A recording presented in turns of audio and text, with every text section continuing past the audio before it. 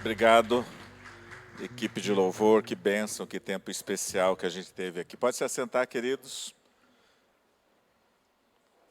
Preciso que... Isso, valeu, obrigado. Estava de férias, retornamos na semana passada e deu um tempo gostoso. Falei que eu estou tão descansado que eu vou pregar umas 2 horas hoje. Amém? Eu só vi um amém. Vou pregar umas 2 horas. Alguém vai falar assim, você pode pregar as 2 horas, pastor. O problema é a gente não vai ficar aqui, não.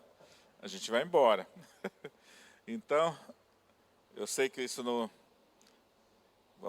Eu quero hoje falar um pouquinho, conversar com vocês e meditar baseado no livro de Atos dos Apóstolos, no capítulo 2. O tema da mensagem é verdade sobre comunhão. E é uma série nesse mês de fevereiro que nós vamos desenvolver falando sobre disciplinas espirituais. Disciplinas espirituais são posturas, ações que nós fazemos que geram graça sobre nossa vida. Ler a palavra, orar, participar de culto. Então essas disciplinas espirituais, elas acabam gerando graça sobre nós. E hoje nós vamos falar sobre comunhão. Comunhão é uma dos meios de Deus dispensar graça sobre nós. E eu vou ler o texto, gostaria que você acompanhasse comigo na tela o livro de Atos dos Apóstolos, no capítulo 2, a partir do verso 37, diz assim o texto: ao ouvirem isso, eles ficaram com o coração pesaroso e perguntaram a Pedro e aos demais apóstolos: irmãos, que faremos? Pedro então lhes respondeu: arrependei-vos e cada um de vós seja batizado em nome de Jesus Cristo para perdão de vossos pecados e recebereis o dom do Espírito Santo.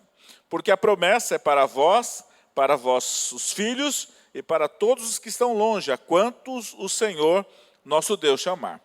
E os aconselhava e os exortava com muitas outras palavras, dizendo: salvai-vos dessa geração perversa.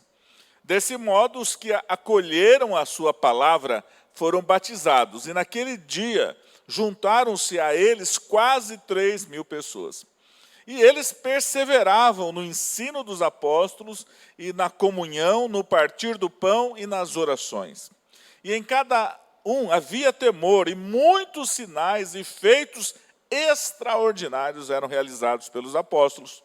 Todos os que criam estavam unidos e tinham tudo em comum. Vendiam suas propriedades e bens e os repartiam com todos, segundo a necessidade de cada um. E perseverando de comum acordo todos os dias no templo e partindo o pão em casa, comiam com alegria e simplicidade de coração, louvando a Deus e contando com o favor de todo o povo.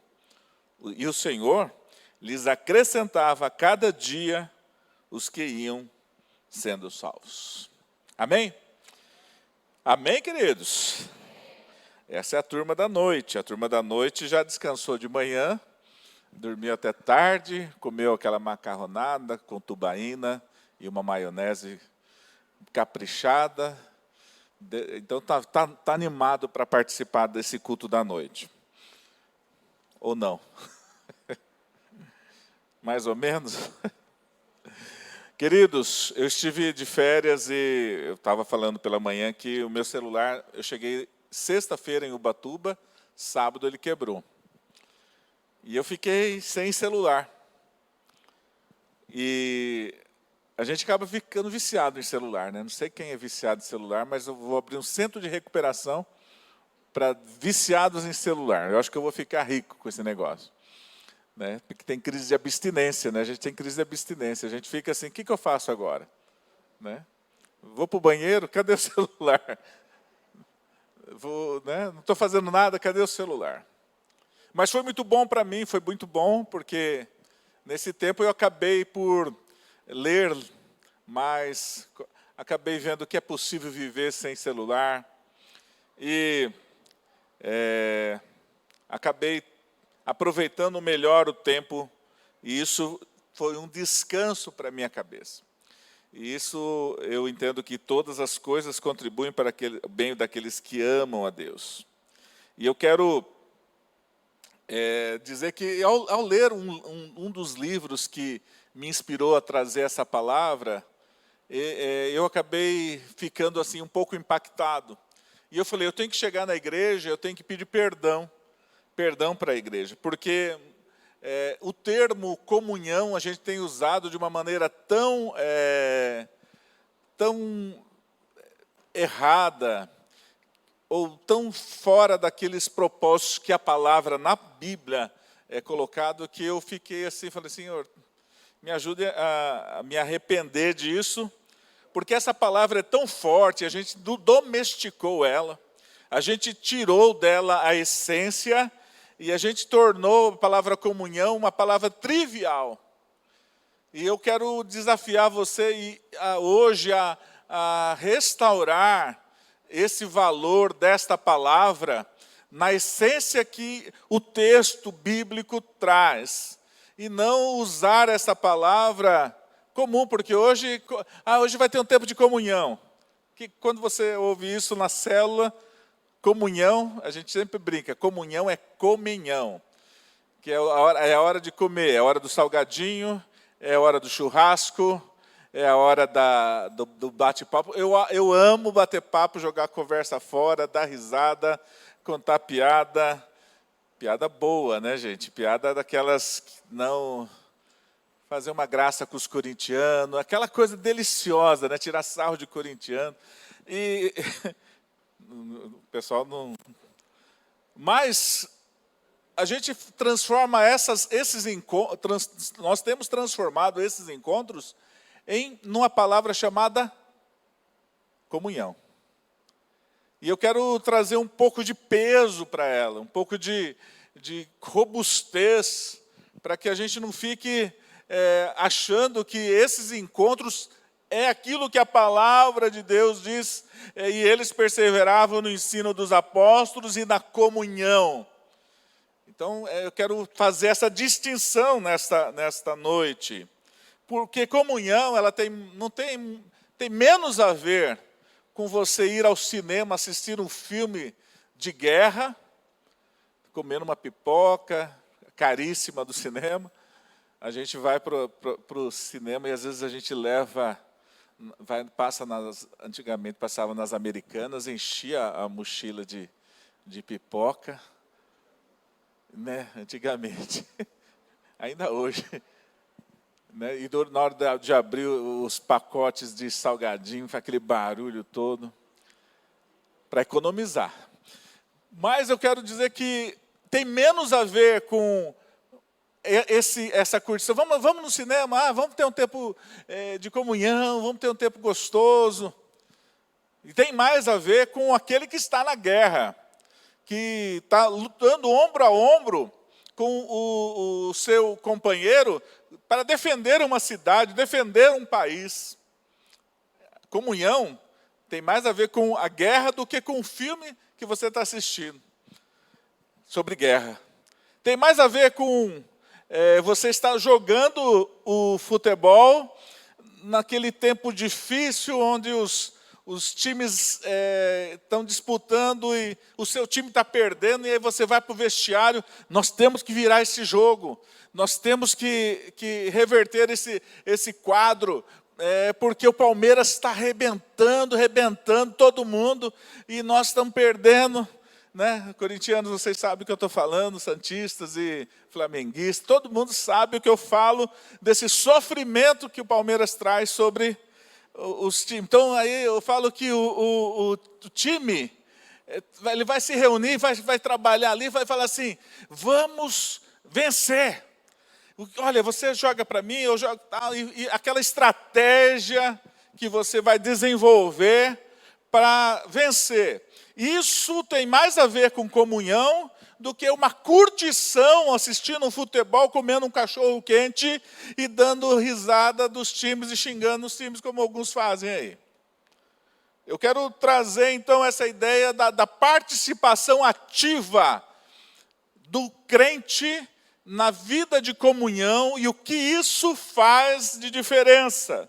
O texto que nós lemos, ele é uma sequência do livro de Atos, do episódio que em Atos 2 é relatado do batismo do Espírito Santo sobre a igreja, o derramar que Joel havia prometido, já havia profetizado, acontece nesse período ali na igreja de Jerusalém, que após a morte de Cristo estava aguardando a promessa, e estavam reunidos todos no mesmo lugar, e o Espírito Santo desce com poder, e como línguas de fogo enche todos, e eles começam a falar em outras línguas, e começam a pregar para aquelas nações que estavam ali. E aí Pedro se levanta com poder. Então, essa ação do Espírito Santo, vocês vão ver que gera comunhão, porque primeiro começa a ter um poder para testemunhar. Pedro é capacitado com poder para testemunhar. E ele, quando ele prega, quando ele testemunha com autoridade, com sabedoria. E sabe o que vai acontecendo? As pessoas vão se convertendo, mas a mensagem dele é uma mensagem centrada em Cristo. E ele fala sobre isso, o homem israelita, escutar essas palavras, Jesus o Nazareno, homem aprovado de Deus entre vós. Ele começa a falar de Jesus o Nazareno, ele foi entregue, crucificado por vocês. Então, eu creio que a comunhão, ela começa dentro de um processo de ação completa do Espírito Santo, e ela, através dessa pregação, Pedro toca no coração das pessoas, e os corações delas ficam pesarosos, e a palavra pesaroso, compungido, como dizem alguns textos da sua Bíblia aí, é como se uma lança tivesse atravessado o coração desse povo, e esse povo então fica com o coração dolorido. O que eu vou fazer depois dessa palavra? E ele fala, arrependei-vos, e cada um de vós seja batizado em nome de Jesus. E eles, ali, aquelas pessoas são batizadas, então há um arrependimento, uma fé, há o batismo. Então essas pessoas assumem, abraçam a fé em Cristo Jesus, e aí tem o processo de permanecer.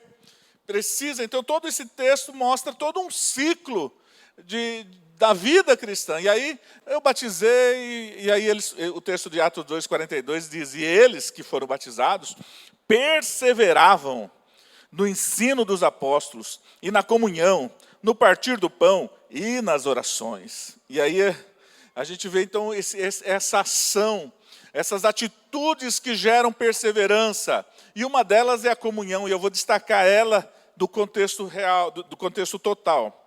E o que acontece? Depois que essas pessoas estão permanecendo, Deus começa a mover essas pessoas a agir. Então eles recebem poder do Espírito Santo para agir. E eles começam a agir vendendo suas propriedades e bens, e repartem ali no Atos 2,45, vendem suas propriedades e bens, e repartem com todos segundo a necessidade de cada um. Eles começam a agir, separando tempo diário, para poder estar no templo. Eles usavam o templo de Jerusalém como lugar de reunião ainda, o pátio do templo. E todos os dias, fale comigo, todos os dias, eles se reuniam no templo, todos os dias. Essa igreja que nasce, ela é uma igreja que persevera e começa a agir. Ela não reclama se o culto é de noite, de dia. Ela não é todos os dias reunidos no templo, todos os dias adorando, todos os dias cultuando a Deus. E eles também se reúnem e eles disponibilizam tempo para de casa em casa comerem juntos. Esse contexto, eles investem tempo em relacionamento dentro das casas. E esse agir também desperta neles a necessidade de suprir essas necessidades através de curas, de milagres, de poder. É tudo isso que o Espírito Santo faz. Por isso eu quero destacar, como eu falei, a palavra comunhão, que é a palavra koinonia. E essa ideia da palavra koinonia, comunhão, é da ideia de compartilhar. Toda vez que você ouvir a palavra comunhão, você vai ter que dividir alguma coisa. Ok? Comunhão é dividir algo que eu tenho, algo que eu recebi. É um partilhar generoso com os meus companheiros, parceiros. E a palavra koinonia, ela tem a ver com irmandade. Ela tem a ver com família. As pessoas que fazem parte da comunhão, elas são parte de um relacionamento fraternal, familiar. E isso faz toda a diferença. O que nós temos em comum?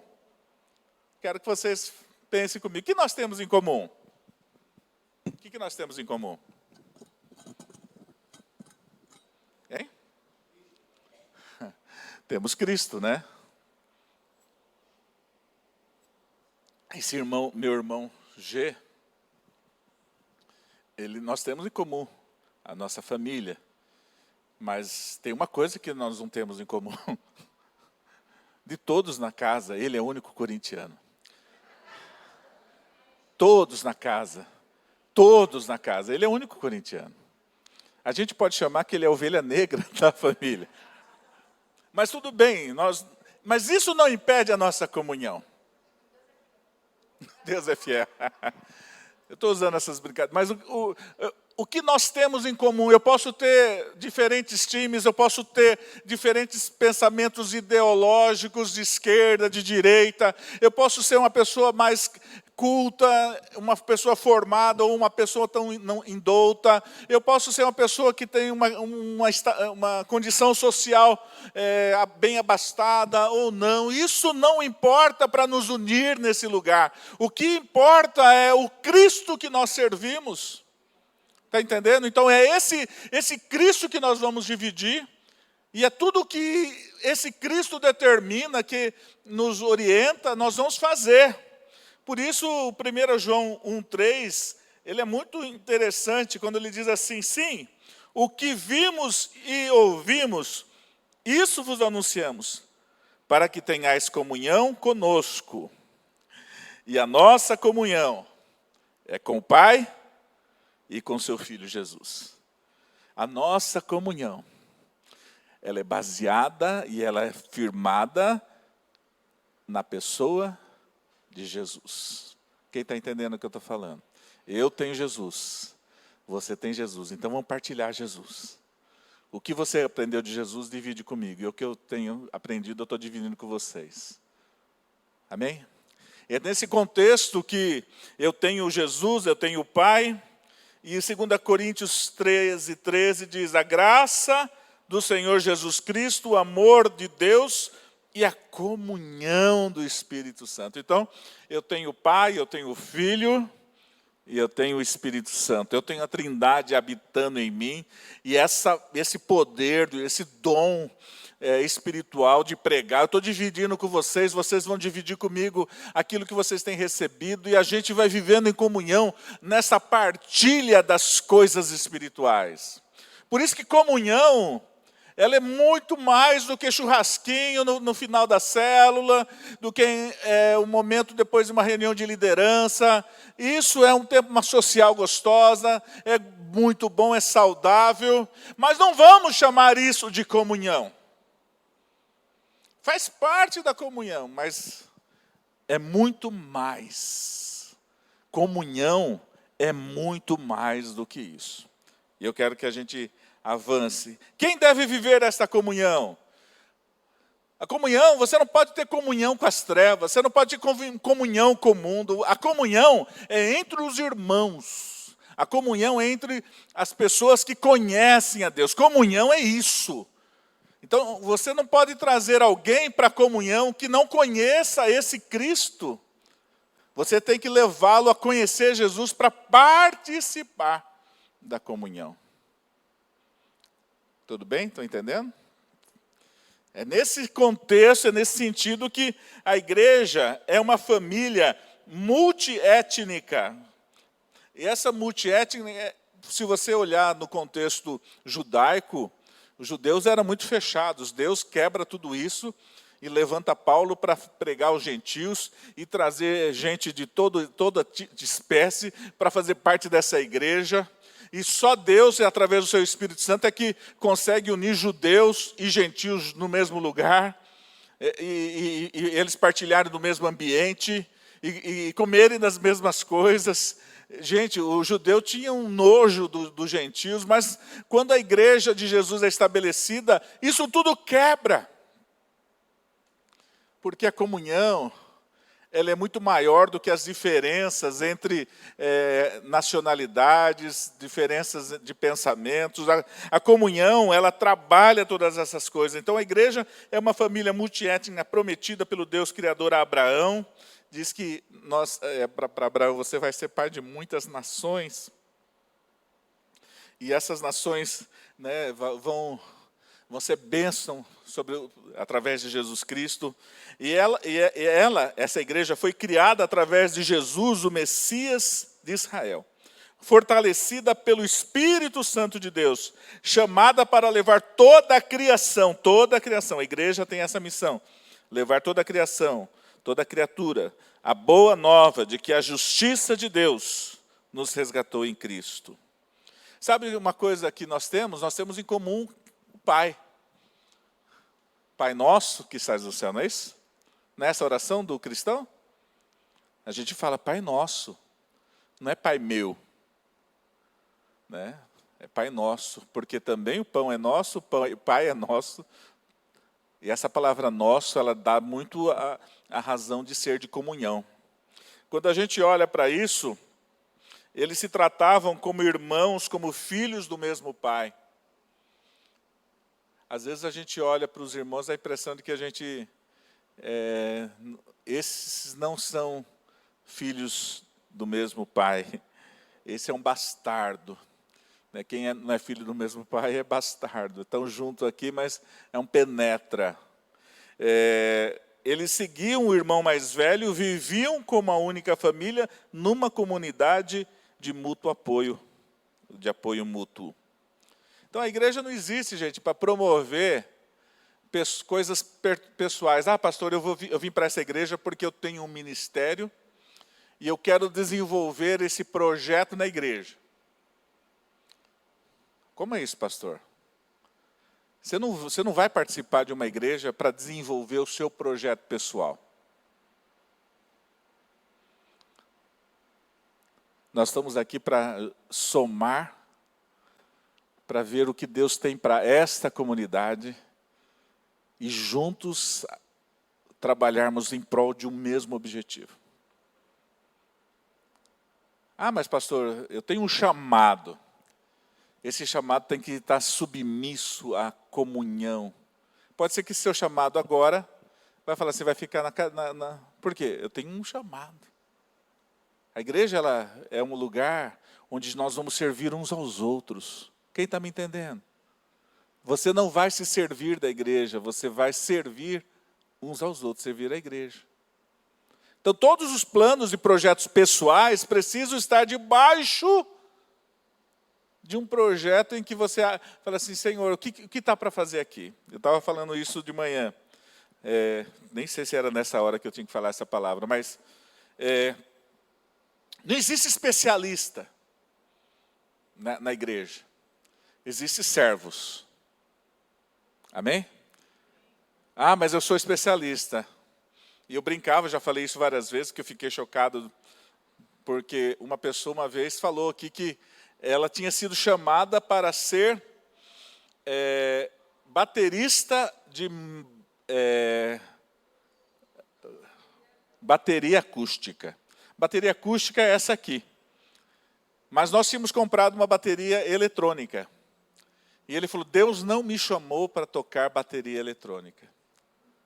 Então eu vou sair do ministério.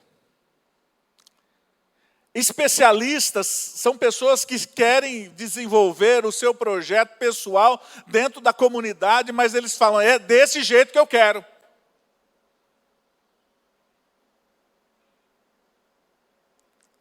Não está disposto a servir do jeito que a igreja precisa, mas do jeito que Ele quer.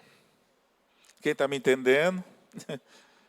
Por isso que eu falei que eu ia falar algumas verdades sobre a comunhão. De manhã eu falei, eu falo agora à noite.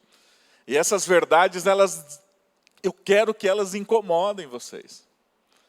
Para que vocês saiam, talvez, pensando e refletindo sobre que nível de comunhão e que ideia de comunhão eu tenho em relação a ser parte da igreja. A igreja não existe a fim de promover um lugar para as pessoas cumprirem suas agendas espirituais particulares, ou desenvolverem seus próprios potenciais espirituais. Tem gente que não está nem aí com a igreja, o importante é que ele está fazendo o projeto dele. A igreja está com dificuldade, mas eu estou bem, eu estou fazendo o que eu amo, o que eu gosto. Espera aí, está na hora de você brecar e falar assim, desce do seu pedestalzinho e começa a falar assim, o que eu posso servir? Em que área eu posso servir? Faz sentido o que eu estou falando ou não, gente? Faz sentido? Pergunta para a pessoa do lado, faz sentido para você isso aí? Faz sentido? Por isso, eu creio que as bases da comunhão verdadeira, e eu vou agora entrar no texto principal, é Atos 2, 42. E eles dizem assim, eles perseveravam no ensino dos apóstolos e na comunhão, no partir do pão e nas orações. As bases da comunhão, elas são firmadas na palavra, no ensino dos apóstolos, nessa prática da vida comum entre os irmãos, e na vida que nós vamos celebrar daqui a pouco, no partir do pão. Isso aqui é muito importante, isso aqui é muito saudável. Esse momento que nós vamos celebrar daqui a pouco é muito estratégico, porque ela valida, ela autentica, através do reviver esse momento, o sacrifício de Cristo, que nos derramou seu sangue para nos unir. Então, e ela é aperfeiçoada na vida de oração. E eu acho muito interessante o Atos 2,40, que diz assim, e os aconselhava e os exortava com muitas outras palavras, dizendo, salvai-vos dessa geração perversa. A comunhão que nós temos, ela é santificada para a gente viver, não pervertidos numa sociedade caída. Nós somos a comunidade do reino. Nós somos o povo santo de Deus. Nós somos o sacerdote chamado. Nós temos em nós, não que por nós, mas por causa de Jesus, nós somos uma comunidade separada para viver os valores do reino entre nós. Por isso é importantíssimo, quando os cristãos não estão comprometidos com Cristo, não há verdadeira comunhão. Pode ter amizade, eu conheço muitas pessoas, e na igreja, né, tanto tempo como pastor, que você vai desenvolvendo amizades, né, e eu vou vendo núcleos de amizade sendo desenvolvidos entre os irmãos. Tudo bem. Chamar isso de comunhão, eu não posso talvez chamar. Mas eu posso dizer que comunhão tem mais a ver com sacrifício, com entrega, com estar junto de quem a gente não quer, para cuidar dessa pessoa, do que fazer uma seleção de amigos e pessoas do meu grupinho, para poder compartilhar e comer junto e se sentir bem.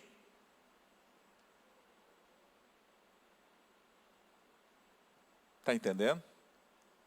Não sei se quer que eu repita.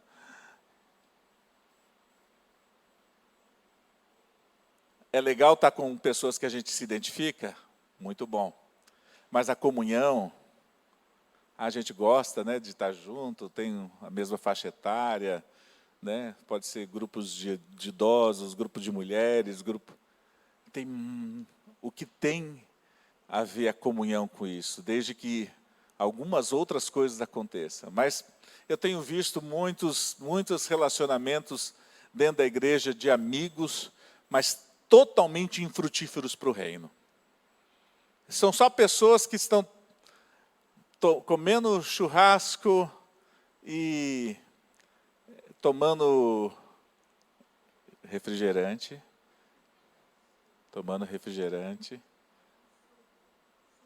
suco, mas não tem uma pegada do reino naquele momento ali é apenas uma curtição, é um happy hour da vida cristã. Por quê? Porque quais as graças derramadas através da comunhão? Porque essa é a realidade. Quais são as graças? Eu quero destacar duas. Quando a gente fala de disciplinas espirituais, como eu falei no início, ler e meditar nas Escrituras traz graça sobre nós. Eu falei isso, participar de um culto público traz graça. Vocês hoje entraram de um jeito aqui, e pelo menos a maioria sairá melhor do que entrou. Por quê? Porque oraram, porque estiveram louvando a Deus juntos, porque estão ouvindo a palavra de Deus, porque estão refletindo sobre os valores do reino. Quando vocês saírem daqui, vocês sairão melhores do que vocês entraram, porque Deus está derramando graça sobre nós, porque o culto público traz isso. O culto juntos, orar, adorar, celebrar a ceia, vai ser o momento de Deus derramar graça sobre nós. Quando você comer do pão, você vai refletir sobre a obra, do sacrifício de Jesus. Você vai lembrar disso e vem assim, a graça de Deus vem sobre a sua vida. Por isso, duas coisas. Eu quero que você entenda que vai marcar e dizer se é comunhão que você está tendo ou não. Então, se de tudo que eu falei, de todas essas palavras que eu disse, se você guardar essas duas, eu vou me dar por satisfeito. A comunhão, ela gera cooperação no Evangelho. Toda comunhão, presta atenção, eu vou repetir algumas vezes, toda comunhão gera cooperação para o avanço do Evangelho.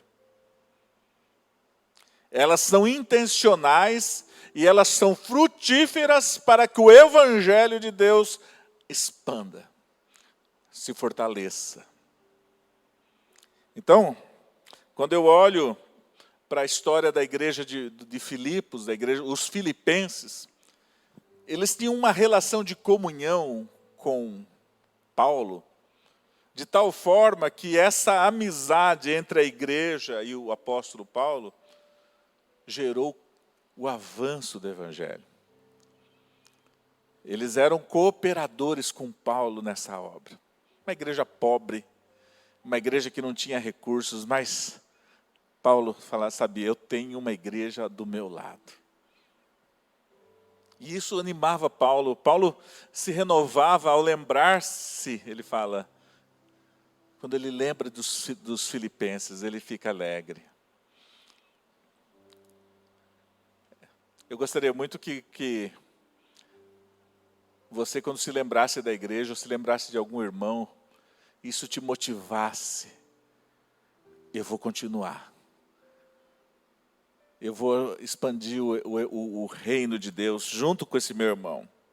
O texto de Filipenses 1,5 diz assim, em razão da vossa cooperação, Paulo está falando, na causa do Evangelho, desde o primeiro dia até agora, eles eram constantes, nunca deixaram Paulo. Vocês cooperaram comigo para que o Evangelho avançasse. Filipenses 1,12 diz que o Evangelho teve progresso, o avanço do Evangelho. Irmãos, quero que saibais que as coisas que me aconteceram contribuíram para o avanço do Evangelho. Filipenses 1,25, ele diz assim, e tendo esta confiança, sei que ficarei e permanecerei com todos vós. Para quê? Para o vosso desenvolvimento e alegria na fé. Paulo falava, eu preciso estar com vocês. Não por causa de mim, mas eu creio que eu vou ajudar vocês a desenvolverem na fé e na alegria. Tem muita gente que deixa a igreja porque ela não quer servir os outros, ela quer ser servida. Se você pensar, olha, a minha presença na igreja, junto da minha célula, junto daquele ministério, traz uma alegria para aqueles irmãos. Quando você pensar menos em você e mais nos outros, você vai falar assim, eu vou ficar porque eu sei que a minha presença vai ajudar essa pessoa a crescer na fé, vai ajudar a desenvolver a sua fé.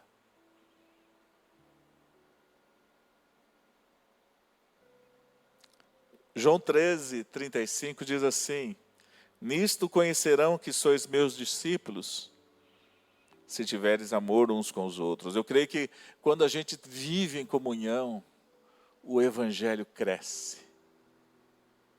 Quando você chega num lugar em que há brigas, há discórdias, há rompimentos, as pessoas que chegam até nós, elas não ficam. Por quê? Porque o evangelho é uma mensagem de um novo valor. E esse novo valor é feito através de um relacionamento restaurado. Então, a primeira verdade, olhe para o seu relacionamento com os irmãos da igreja. A comunhão gera cooperação no evangelho. Indaiatuba vai ser conhecida quanto mais nós vivermos em comunhão. Indaiatuba conhecerá Jesus quanto mais vivermos em comunhão. Os seus parentes, os seus amigos conhecerão mais a Jesus quanto mais vivermos em comunhão. A cooperação, o avanço do evangelho passa por uma vida de comunhão. Ok? Entenderam? E o segundo e último. A minha comunhão contigo ou com os irmãos, ela gera perseverança no nosso meio. Um é avanço para alcançar mais pessoas, e outro é a perseverança no nosso meio.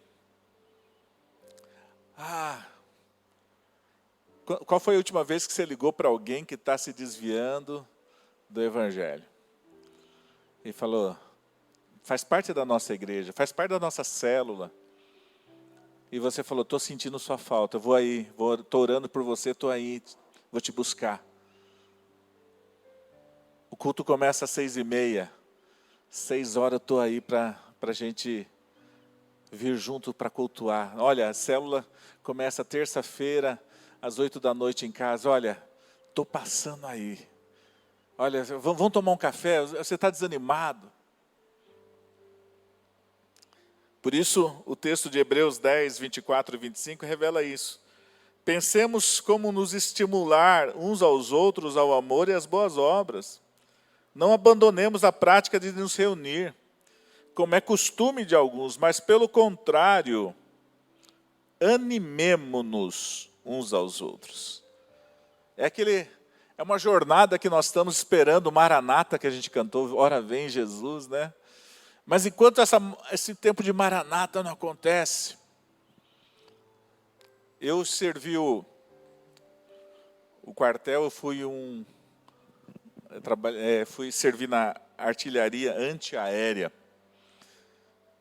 E a gente fazia marchas longas. E eu contei já isso algumas vezes. A gente fez uma marcha de 32 quilômetros e eu era radiooperador. Radiooperador, além dele carregar toda a bagagem que os outros levam, ele tem que levar um rádio. E naquela época, não que eu seja velho, aquele rádio era da Segunda Guerra Mundial. Pesava não sei quantos quilos, não me lembro agora quanto que era. E aí eu tinha que carregar tudo aquilo e a gente fez uma marcha carregando esses equipamentos. Mas chegou uma hora que eu não estava mais aguentando. Aí eu estava arriando, aí veio um sargento e ergueu assim a minha mochila. E ele foi andando comigo até eu chegar, ajudando-me a carregar aquela bagagem. É assim que é a vida cristã, queridos. Você está vendo que alguém está cansado, não está aguentando, vai lá e dá aquele alívio. Vem aqui, eu vou te ajudar a chegar até o final. Cada um por si. Eu tenho muita coisa, eu tenho muito trabalho, eu tenho minha agenda, não cabe nada disso. Não cabe você ligar, mas passa não sei quanto tempo dando risada nos rios do Instagram, do Facebook, mas não gasta 10 minutos todo dia para orar e para ligar para alguém que você não está vendo na igreja. E ainda você diz, nós temos comunhão. O texto de Hebreus 3, 12 e 13 é na mesma linha. Irmãos, cuidado para que nunca se ache em qualquer um de vós um coração perverso e incrédulo, que vos desvie do Deus vivo. Antes, exortai-vos uns aos outros, todos os dias, durante o tempo que se chama hoje, para que nenhum de vós seja endurecido pelo pecado, pelo engano do pecado. Aí, nessa pós-modernidade, ninguém pode chegar e exortar, olha, você está perdido, você está fora está andando longe, vem, volta. Esse tipo de vida que você está tendo não agrada ao Senhor e vai te destruir. Ninguém fala isso. Todo mundo só assiste as pessoas se perdendo. Mas a comunhão me faz importar ao ponto de ir atrás dessas pessoas. Então, esses dois pontos é que marcam o tipo de comunhão verdadeira que eu estou querendo dizer. Tem muita gente que participa de uma reuniãozinha, de churrasquinho, mas você sabe que aquela pessoa que está naquele grupo de irmãos está distante, está esfriando, você até fala para a sua esposa, para o seu marido, mas você não vai até ele e fala, o que eu posso fazer para te ajudar? Comunhão é muito mais do que churrasquinho, do que salgadinho, do que dar risada. Você está me entendendo? Queria que você ficasse de pé, por favor.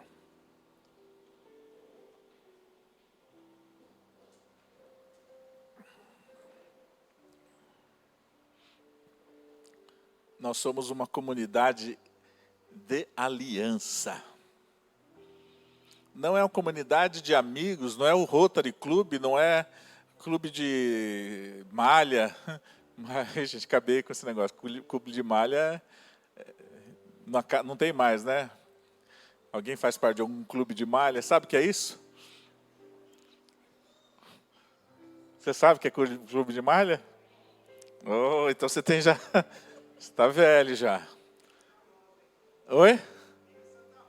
Tem Santa Rosa ainda? Poxa vida. Clube de velho, né? Que joga aquela malha, né? Um disquinho de ferro que vai...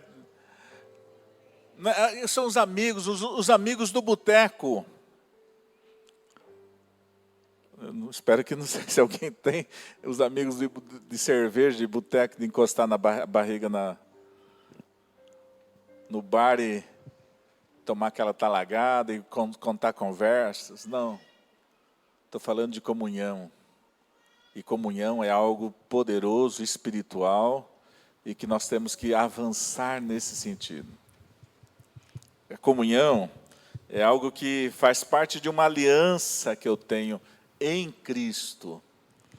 Então a comunhão, ela vai fazer o quê, gente? Se eu não gosto dessa pessoa, não significa que eu não posso ter comunhão com ela. Se eu não me dou muito bem com ela, se o meu santo não bate muito com o dela, brincadeira, isso aí é uma brincadeira. Mas eu sei que somos unidos em Cristo.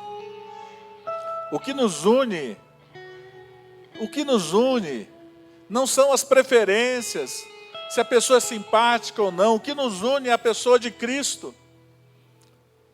E por isso eu vou estar com elas, por isso que eu vou me dedicar a elas, por isso que eu vou morrer para as minhas vontades e viver para servir uns aos outros, como Jesus nos ensinou. Eu sou comprometido. Hoje nós estamos numa geração descomprometida. No namoro, as pessoas, né? Tem um que está querendo pôr um anel de compromisso na sua futura namorada e esposa. Não vou falar quem é. Mas é louvável quando a pessoa fala, eu quero ter um compromisso com você. Essa aqui é a aliança que eu estou te dando. Quando você não tem compromisso no relacionamento dentro da família.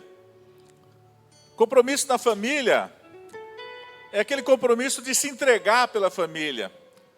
E alguém fala assim, eu falando brincando, né? Uma geração descomprometida é aquela geração que fala assim, eu já limpei meu quarto. É só meu quarto, já está bem feito, mas tem um monte de coisa ainda para fazer, mas é uma geração descomprometida que cada um quer fazer só o que lhe interessa e o que deixa você confortável. Eu estava ouvindo uma igreja esses dias, eu gosto de ouvir algumas igrejas, e eles gostam de usar esse termo. Se você se sentir confortável, faça isso. No culto, várias palavras. Se você se sentir confortável, faça aquilo. Se você se sentir confortável, eu falei, meu Deus do céu. Porque boa parte das coisas que nós fazemos para Cristo, por Cristo, é coisas desconfortáveis.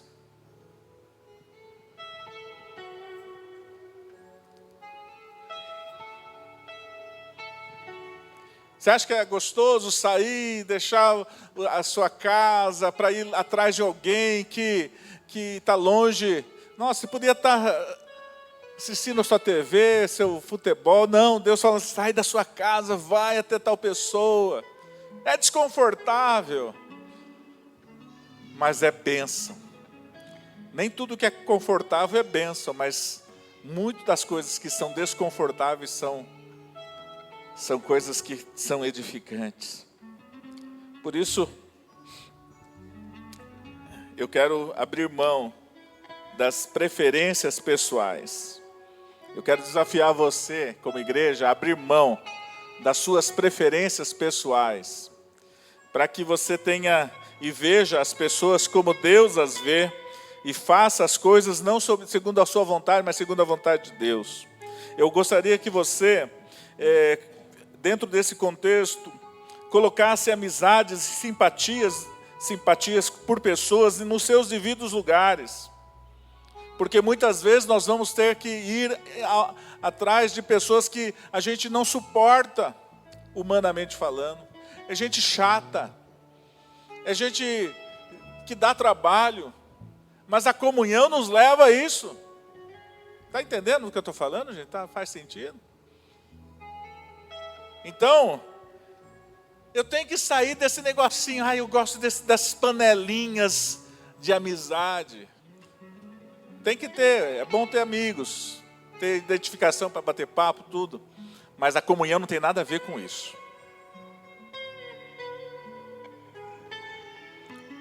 Eu preciso me libertar da idolatria ministerial. Porque eu preciso entender que o meu ministério é servir. O ministério de todos aqui é servir. Não tem especialista nesse lugar. Todos somos servos e para fazer aquilo que for necessário.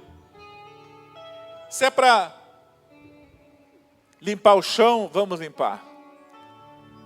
Se é para visitar, vamos visitar. Se é para pregar, vamos pregar. Se é para orar, vamos orar. O que for necessário. Se é para limpar a sujeira de uma pessoa que está doente. Eu não tenho estômago para isso. Deus dá estômago para você. Nós vamos fazer uma limpeza. Nós já fizemos isso, fomos dentro de casas em que você abria, centenas de baratas saíam. Você pensa que isso é confortável? Não é. Mas você, eu não tenho estômago para isso. Mas Deus te dá estômago. Deus te dá recursos. Essa idolatria ministerial é a idolatria de que eu sou especialista e faço só isso. Na comunhão não existe isso. E por último, Senhor, nos deixa sensíveis ao sofrimento das pessoas ao nosso redor. Não posso passar alheio, não posso passar de banda como o sacerdote fez diante da parábola do samaritano. Via a pessoa sofrendo e passava ao largo. O samaritano foi lá. Você tem que ter esse coração.